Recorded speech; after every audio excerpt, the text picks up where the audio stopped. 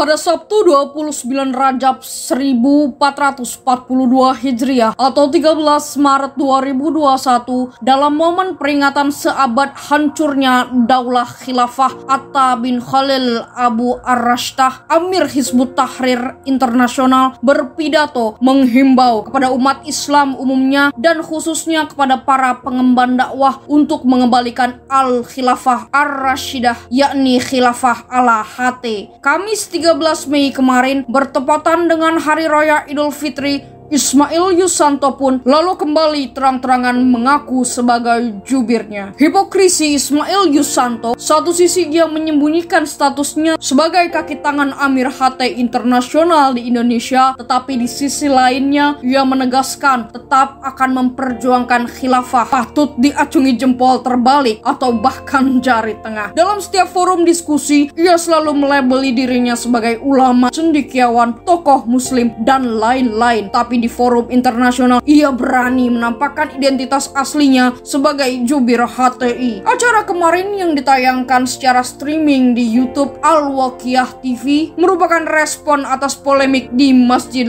Al-Aqsa antara Israel dan Palestina. Para jubir HT di seluruh dunia menyeru muslim di negara masing-masing agar tidak diam melihat dalam bahasa mereka penindasan atas umat manusia. Mereka menyerukan gotong royong melawan Zionis dan menegur umat Islam yang dianggap diam melihat kezaliman Zionis Israel. Wahai pasukan umat Islam, tidak adakah di antara kalian orang yang cerdas? Al-Quds dan seluruh Palestina sedang dibakar Zionis Yahudi dan kalian diam saja, ujar sang pembawa acara. Kalimat "tidak adakah di antara kalian orang yang cerdas" terus diulang-ulang agar kita semua sebagai muslim terprovokasi ke dalam tujuan politik mereka, mendirikan khilafah. Surah An-Nur ayat 55 juga dikutip beberapa kali untuk menguatkan narasi mereka. Mejengnya Ismail Yusanto dalam konferensi daring bersama segerombolan jubir HT di berbagai negara semakin menerangkan agenda licik HTI. Salah fatal jika kita menganggap mereka telah mati. Apakah Ismail Yusanto sengaja menantang semua pihak di Indonesia, termasuk menantang pemerintah?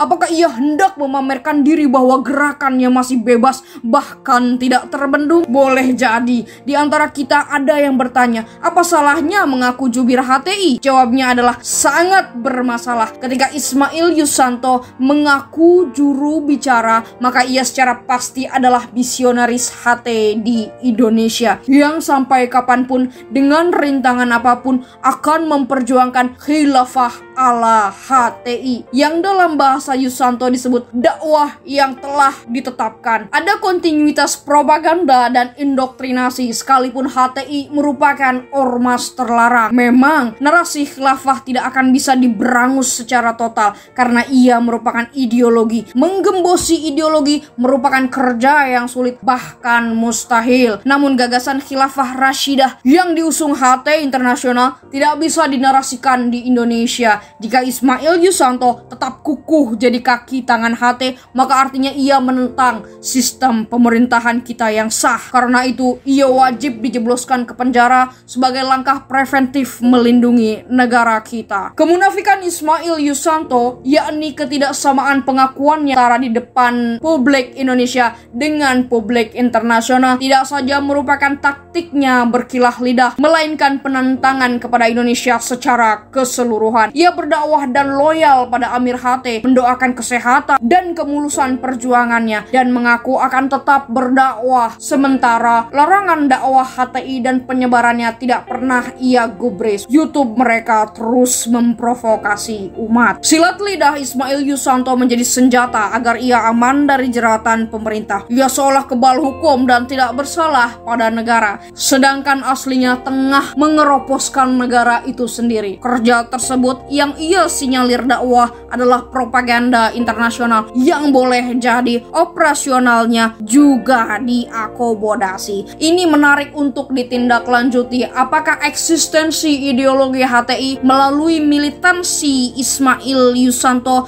mendapat dukungan finansial dari organisasi induknya? Bagaimana dengan kasus Palestina? Ada bias dalam acara kemarin karena sebenarnya itu cita-cita cita-cita personal Abu Ar-Rashtah selaku Amir HT. Pengakuan Ismail Yusanto sebagai jubir HTI tidak lain demi mendapat pujian darinya. Faktanya, di hadapan seluruh rakyat Indonesia, Yusanto memakai baju lain, yaitu cendekiawan muslim. Lumayan licik, bukan? Pernyataan bagus yang perlu diajukan adalah siapa Abu Ar-Rashtah dan kenapa di tangannya banyak orang dari berbagai dunia loyal sekalipun di negaranya sendiri dilarang. Indonesia bukan satu-satunya negara yang melarang HT dan Ismail Yusanto bukan satu-satunya orang yang mempunyai dua wajah di publik nasional dan publik internasional. Jubir HT Malaysia dalam video kemarin juga memberikan pernyataan sikap, padahal di Malaysia HT sangat terlarang. Untuk menjawab keheranan tersebut, kita perlu memahami sejarahnya. Sebagaimana diketahui, Abu Ar-Rashtah merupakan Amir HT ketiga setelah Taqiyuddin An-Nabhani dan Abdul Qadim Zalum. Mereka adalah tiga orang amir yang di tangan mereka, kata pengikutnya, Allah telah dan akan menyempurnakan tiga perkara dalam tiga periode. Periode pendirian dan pembentukan kelompok politik, periode aktivasi dan pengumuman, dan periode meraih kemenangan. Abu Ar-Rashtah ada di era terakhir, periode meraih kemenangan.